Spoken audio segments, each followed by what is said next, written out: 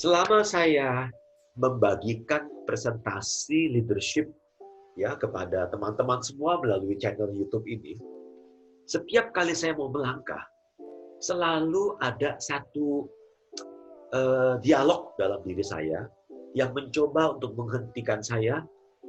Selalu ada kata-kata yang mengatakan, kamu itu siapa gitu. Kamu itu nggak ada apa-apanya. Siapa yang mau dengerin kamu? Kamu mau bersaing sama yang sudah mendunia, merajai ya, channel YouTube dan pengembangan diri. Ya. Kamu nggak mungkin bisa menang lawan nama-nama besar itu. Saya tahu memang kadang aneh rasanya ya. Seperti ada satu bagian dari otak kita yang nggak mau kita berhasil, yang nggak mau kita maju. Apakah teman-teman juga punya dilema yang sama? Saya menyadari, saya memang masih anak ingusan, masih anak baru di dunia yang sangat baru buat saya ini. Ya, saya tidak pandai mengedit video dan saya juga tidak begitu pandai berbicara. Kalau teman-teman lihat video saya, bandingkan sama pembicara motivasi yang hebat banget bicaranya ya. Saya mah gak ada apa-apanya. Saya tahu itu. Tapi saya punya satu nilai tambah yang mungkin mereka tidak miliki. Apa nilai tambah saya? Saya nganggur. Terus terang aja saya nganggur ya. Sejak saya kehilangan klien-klien saya, jadi sebelumnya itu saya pegang 4 perusahaan ya, 2 hotel, mereka belajar bahasa Inggris, stafnya dengan saya. Saya juga pegang beberapa kelas bahasa Indonesia gitu ya untuk penutur asing. Tapi sejak dihajar sama pandemi saya nganggur, jadi saya punya banyak sekali waktu. Jadi yang dulu-dulu itu saya hanya kepingin, sekarang saya sudah bisa melakukannya sebagai full timer ya.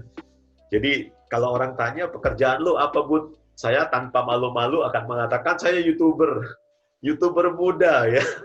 Ngaku-ngaku masih muda ya.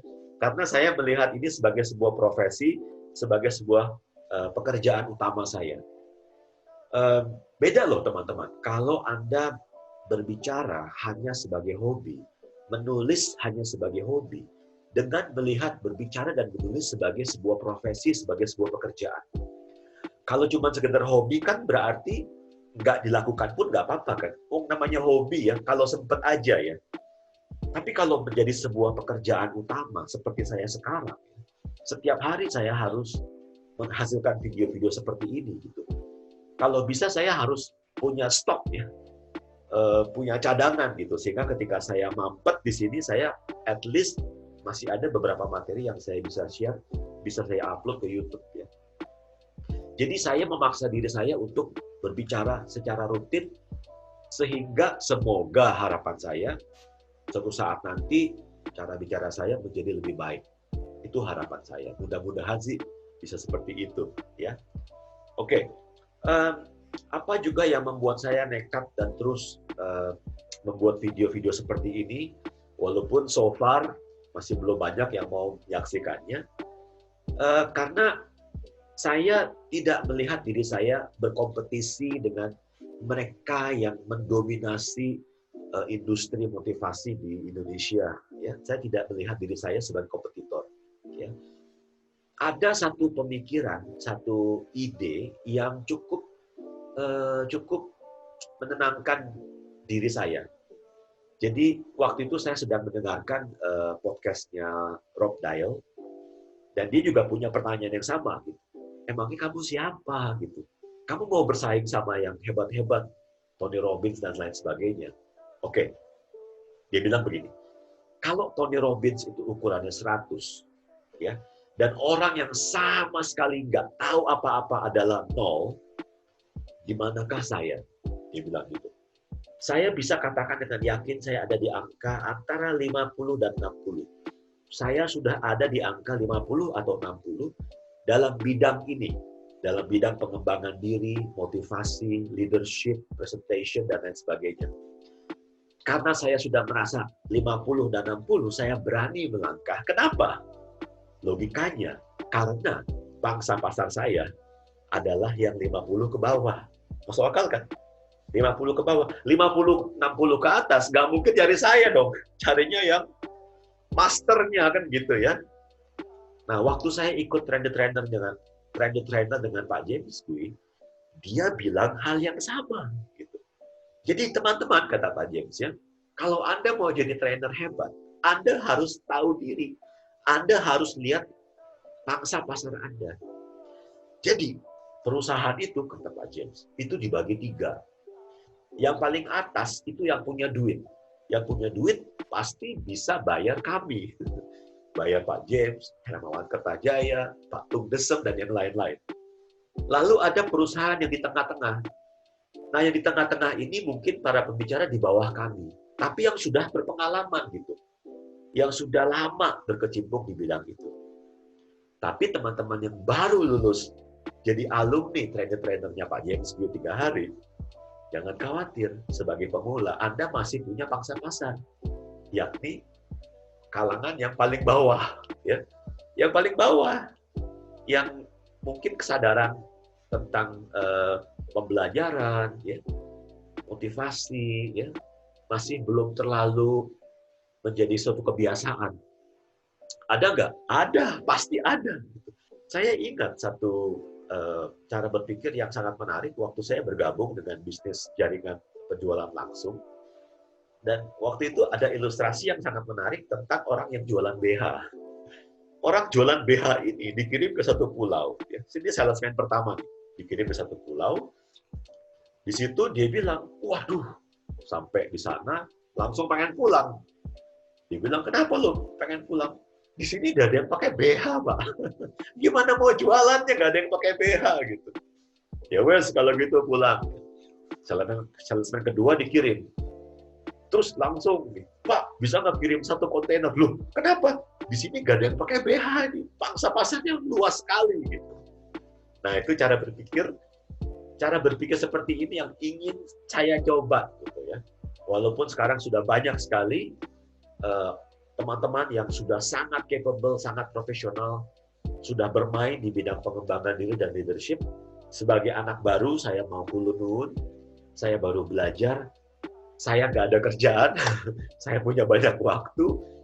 Semua yang sudah pernah saya pelajari selama ini, yang saya tumpuk sebagai catatan, mulai saya buka-buka lagi, dan saya mulai merangkum dalam beberapa kiat-kiat atau tips-tips praktis yang bisa saya share untuk teman-teman dalam acara YouTube seperti ini, ya. Jadi apa kalau begitu nilai pembelajaran yang bisa kita ambil di sini, ya? Jangan takut dengan yang namanya persaingan, ya. Jangan takut karena persaingan itu saya percaya itu menumbuhkan satu nilai kalau kita berkompetisi itu kita jadi lebih ada gregetnya gitu ya. Kalau boleh nyebut beberapa nama nih, misalnya kalau ada KFC di situ ada McDonald, ya. Kalau ada Honda di situ ada Yamaha, ya. Kalau ada Pepsi ada Coca-Cola dan lain sebagainya kan. Dua ini kan harus ada perusahaan raksasa yang saling bersaing kan begitu ya. Dan ini persaingan ini menjadi sebuah nilai yang merekatkan anggota timnya gitu kan. Jadi mereka tuh saling memata-matai begitu ya. Ketika perusahaan saingan membuat sebuah terobosan, mereka langsung kayak terbakar emosinya, langsung panas, langsung marah, langsung berbuat sesuatu gitu ya. Jadi saya sangat menghargai, sangat merespek para pendahulu saya, pembicara motivator yang luar biasa, Marco Jos yang selalu saya ikuti podcastnya, siarannya, IG live-nya, sangat menginspirasi. Begitu menginspirasinya, sehingga saya merasa sangat ketolong gitu. Saya merasa sangat terbantu.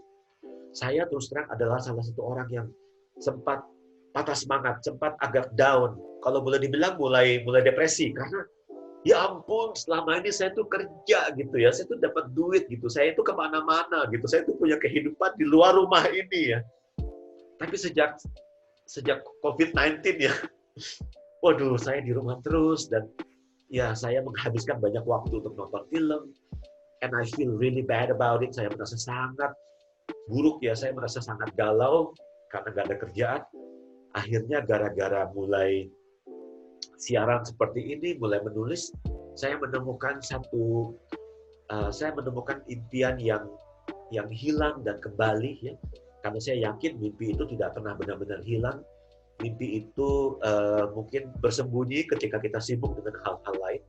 Dan saya melihat ini sebagai at least satu terapi buat saya, minimal buat saya, terapi penyembuhan minimal buat saya, memulihkan jiwa saya, memulihkan semangat saya, memulihkan motivasi saya, sehingga bisa nge-zoom seperti ini aja, bisa berbagi tips-tips praktis aja, teman-teman bisa melihatnya saja walaupun mungkin nggak sampai habis, itu saya sudah thank you, sudah kamsia, sudah sia-sia banget. Ya, kalau memang video-video yang kami buat ternyata ada manfaatnya gitu. Jadi, thank you so much. Saya hanya berbagi sedikit ya kenapa saya mulai melakukan video presentasi seperti ini. Tujuan saya tentu saja adalah memberikan motivasi, harapan kepada orang lain. Walaupun ini sebenarnya nggak gampang ya. Ketika kita butuh motivasi diri kita sendiri, kok malah kita memotivasi orang lain begitu.